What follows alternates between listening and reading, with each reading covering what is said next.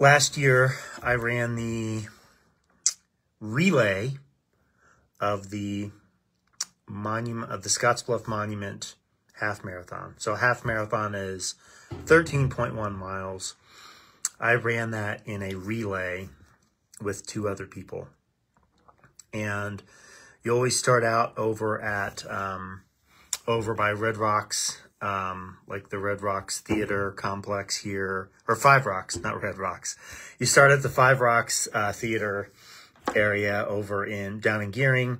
Then you run down to Five Rocks Road, and then you run up Old Oregon Trail, up toward the monument, up the hill, the whole way.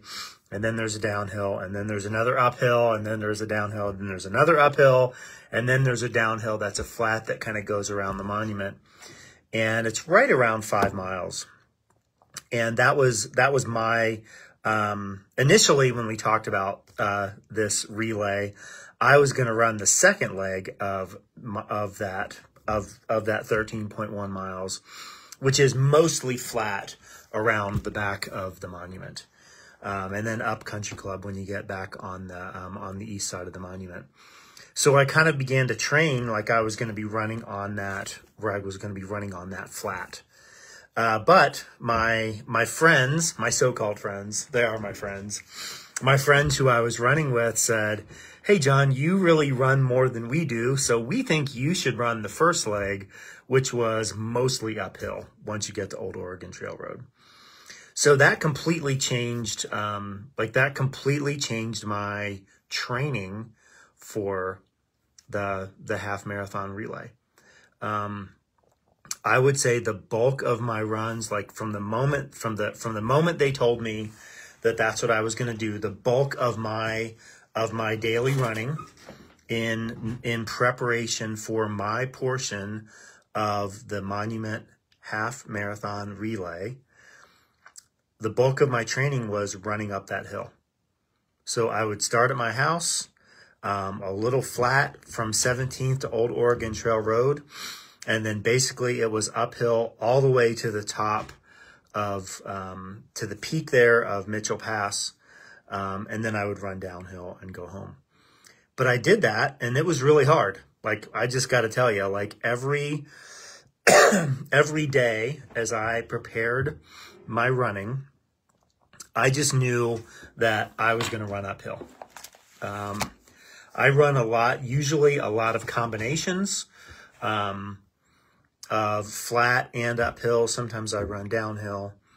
But from the moment when I knew that was going to be my leg, like all of my runs entailed running up that hill.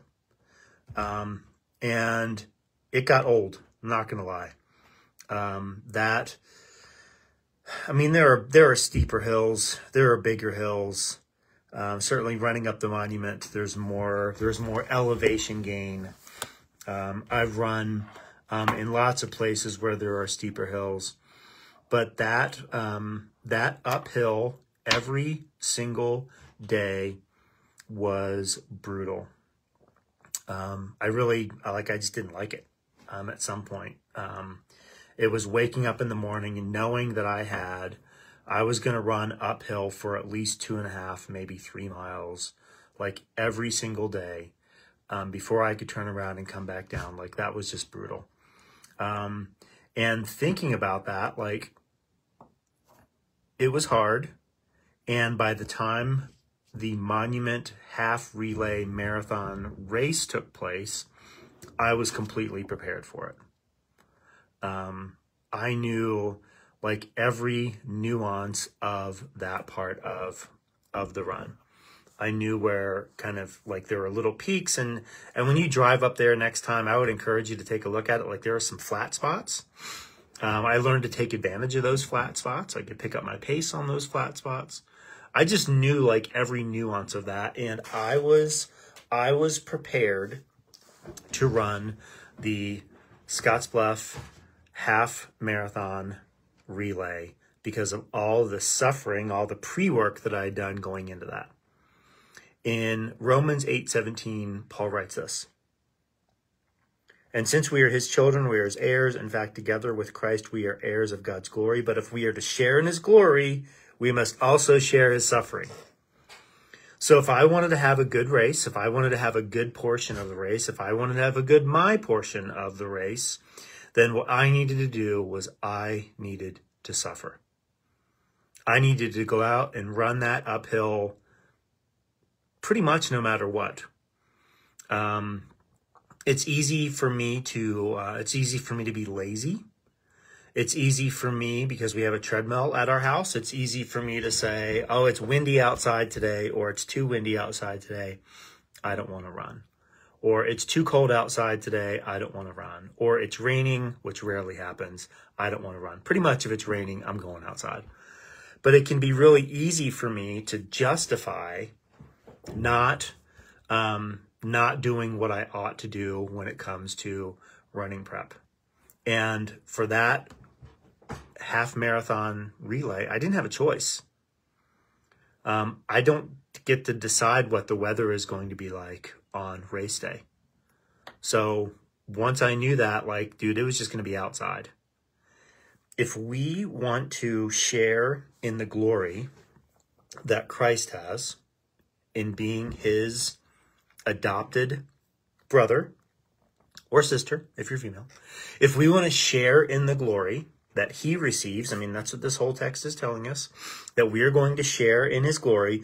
If we are to share his glory, we must also share his suffering. What that means is the circumstances and situations and the hardships and the realities of life, we're going to face them. And I'm not saying that we should pursue them in the same way that I pursued running up that hill every day. Yeah, I can't wait to suffer.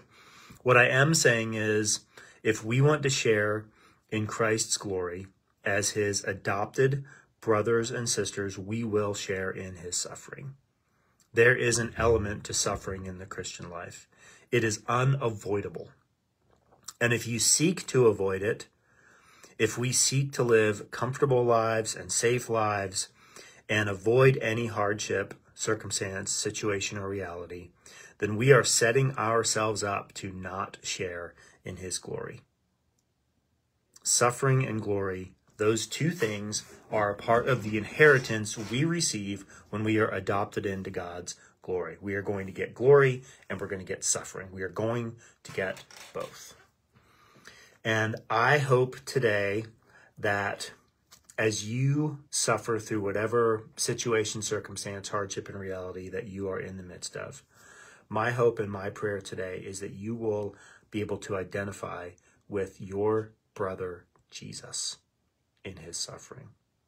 That you will see that your suffering is meant to help you identify with your brother Jesus. Love you, praying with you, praying for you.